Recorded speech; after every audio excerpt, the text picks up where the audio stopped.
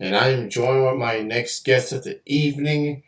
She goes by the name of Tia Tricamo, and she's with me right now. How's it going? Hi, how are you? Good, good. Thank you so much for being on the show this evening. Yeah, of course. Thank you so much for inviting me. Super excited to have you. I've been listening to your music for months, and just last week I interviewed Dominique and Stacy, and now I have you on the show. So it's pretty cool to keep it in the family for the second week in a row. It's pretty cool. Yeah, that's awesome. So, great to have you on. So let's talk about your music journey. Talk about you getting starting into music. Yeah, so I've been singing since as long as I can remember. I've been performing on stage since I was in kindergarten. So it really has always been a big part of my life. I released my first song in seventh grade. So it was a young start, but it was just so much fun. And I loved the whole process of just creating my own song from start to finish. It's just really cool to see the final product and just be really proud of what you've created. So I took a bit of a break from releasing music, and then I got back into it within the last 2 years as I was becoming better at playing guitar and starting to write my own music again. It just is a huge part of my life. And living in Nashville, seeing all the great music that everyone else is creating is really inspiring. So I've been writing a lot more songs recently, tons of inspiration in the city, and there's a lot more to come. Well, that's awesome. You have released multiple songs this year. You even did a collaboration with Stacy and Dominique for a song as well. So you definitely been keeping yourself busy this year in 2022. We'll get to some of these songs in just a bit. So you talk about doing music for a very long time. It started at a young age and getting to where you are now. So who do you consider as some of your musical influence or influences? Some of the artists that has inspired you. I would say my number one influence is, of course, Taylor Swift. I've been listening to her since I was a kid, and the first song I ever performed on stage was Love Story by Taylor Swift. So she has always meant so much to me. And I've loved seeing her music transition from country to pop to folk.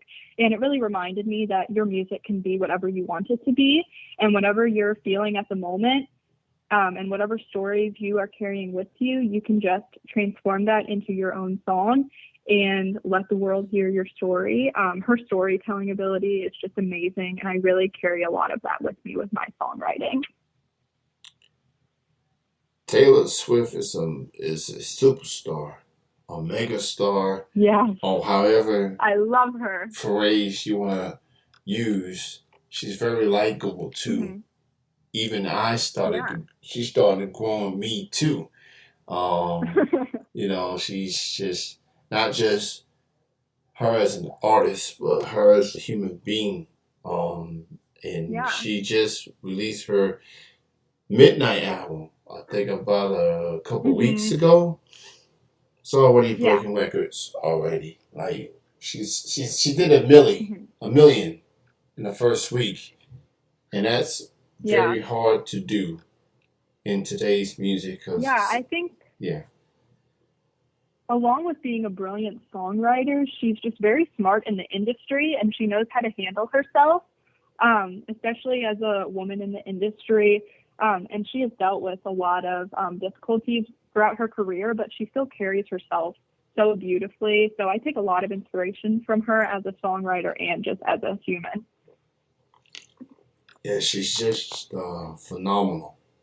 And she's about to do her state. She's doing stadium tours now. So that's when you Yes. know that's like she's conquered everything up to musically, and Yeah. that's like stadiums is the next step for her. So Yeah, for sure. that's incredible. So I want to talk about some of these songs you've been doing. this year. So as I said last week, I interviewed Dominique and Stacy, and y'all did a collaboration together called The Deep End. And they told their side as far as how the song got put together. So I want to hear on your end, what was it like collaborating with Dominique and Stacy for The Deep End? Yeah, for sure. So the deep end, I believe my dad had mentioned this. Mhm. It's a song that we had written a little while back, and bringing Stacy in just brought a whole new twist to it. Stacy is really, really talented, and I think the fact that she is a singer and a instrumentalist and musician, she has a new perspective that she can bring to all of the things we work on. And Stacey also had been a bit of a mentor for me and a vocal coach for a little bit. So being able to work with her was really cool to go from mentorship to collaboration. So we had written it a little while back, and as Social Butterflies was starting up, we realized that all of our different perspectives, all of our different strengths coming together on something like The Deep End, which is a pretty emotional song, it was just really cool to see all of our different strengths come together on that one. Yeah, it's a beautiful record. So it's just to Thank you. see all three of you collaborate on that particular track is truly amazing. So that the Deep End by Social Butterflies featuring Tia, that is available on all the platforms. So go purchase it, go spread the word about it. It's a very loving track right there. So your latest release is a song called It Will Never Be the Same. That is your latest Yes, single. It came out just last month. It's got the birthday cake in the album cover with the it candles. does. Talk about recording this particular song. Yeah, so this song was a little bit different than my other releases. I tried to get a little bit more experimental on it.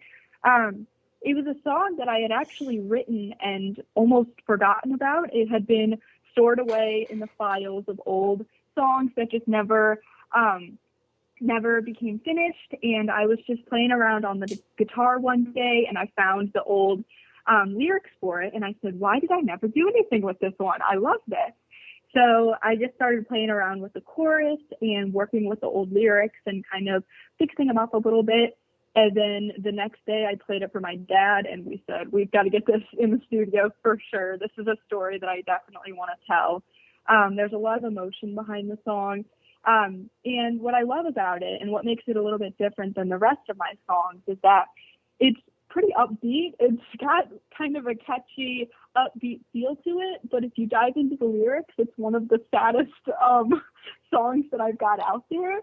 And even with the birthday cake album cover, I thought it was just kind of funny to put a silly little picture like that, a little animated birthday cake, brightly colored on it to kind of contrast the lyrics. I just think that that's a fun way to kind of deal with a not so happy story, to just pair it with upbeat lyrics and a fun album cover. It's honestly just a great way to kind of get that story out and make something positive out of something negative. You know, looking at that cover, it does kind of make me kind of hungry looking at it. It kind of looks delicious. Um, it's got the blueberry feel to it, or might be different flavor. Yeah. You know, you can use your imagination for that. But yeah, it is a very Mm-hmm. catchy feel. It's got a catchy feel to it, even with it Mm-hmm. being um, a different song, different emotional Yeah. type of song. Um, but it's definitely one of my favorites from Thank you. you. So it's definitely a very great track right there. Um, Thank so you. the next song is Living Room. Now you did this you Yeah. released this in late January of this year, very, very early this year. And that's the album cover, that's very self-explanatory, it appears. Uh, talk about that particular song for Living Room. Yeah, so Living Room, that's actually a fan favorite. A lot of people say that Living Room is their favorite song, and I have to say it will always hold a very important place in my heart. It was the first song that I wrote after I had taught myself guitar, and it was actually written a few months after I had moved to Nashville for college. And everyone moving to college for the first time, it can be a little lonely sometimes. And the best escape for me was songwriting.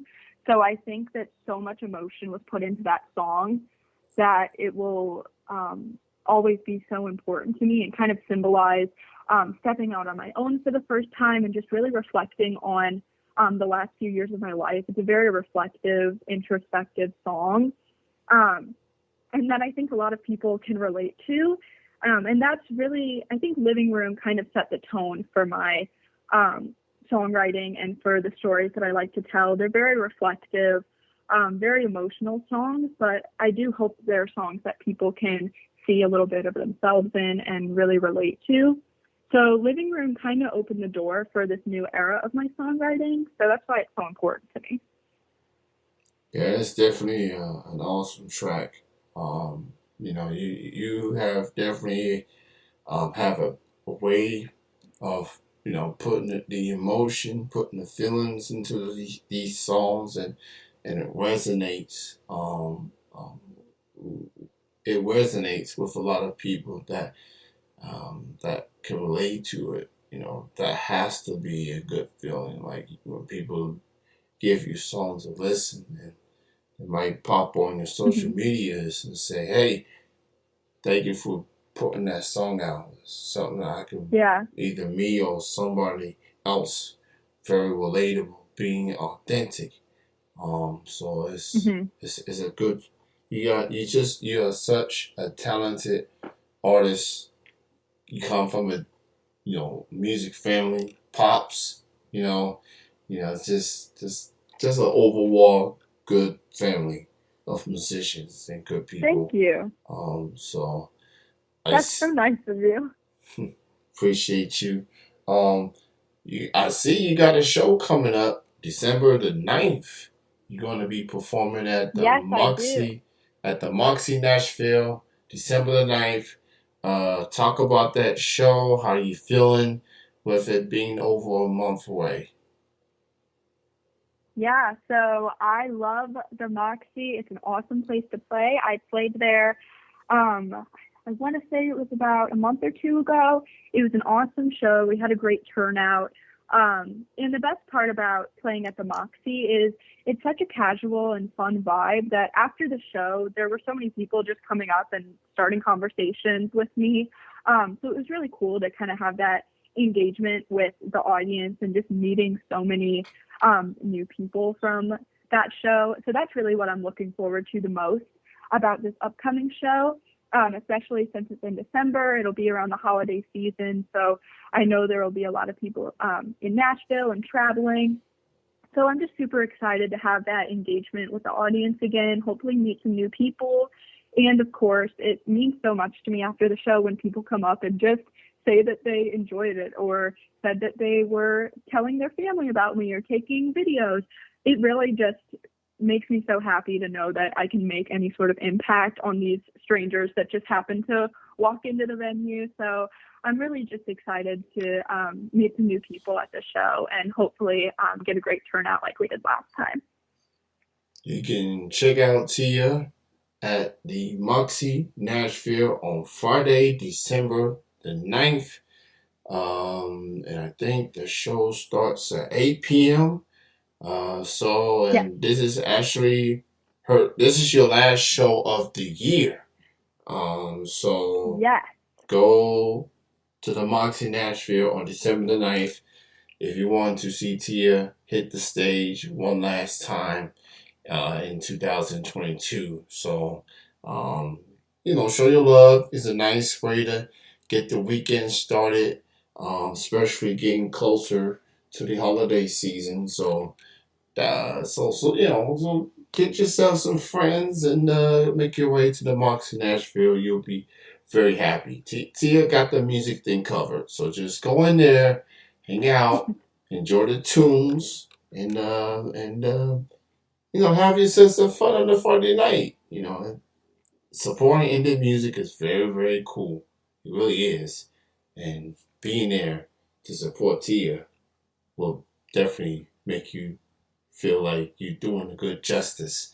So yeah, putting it out there. That's at the Moxie Nashville, December the 9th, 8 p.m. is the start time. So you have released multiple songs. And what's next for you as far as new music wise? Could we expect maybe one more release, or are you saving the new more music for 2023? What's next for you as far as more new music that's on the way? Yeah, so in terms of new music, right now I'm really just in the process of writing, improving my guitar skills, mixing around with new melodies, just kind of working on stuff on my own for the rest of the year as I'm finishing out this semester in Nashville.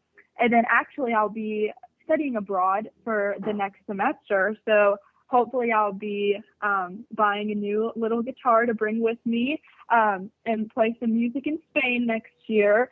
So unfortunately, I won't be able to get in the studio for the first few months of next year. But the positive side of that is I'm going to have a ton of new stories to tell, and I'm going to be continuously songwriting and playing guitar throughout that point.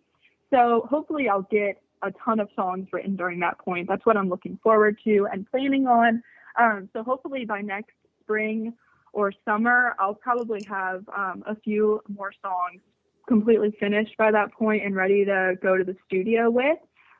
So we can definitely expect music by next summer after I have a few months of some songwriting. So for people that wants to find you on social media, where can they find you? Yeah, so they can find me on Facebook under Tia Tricamo Music. You can go on my website, which is tiatricamomusic.com.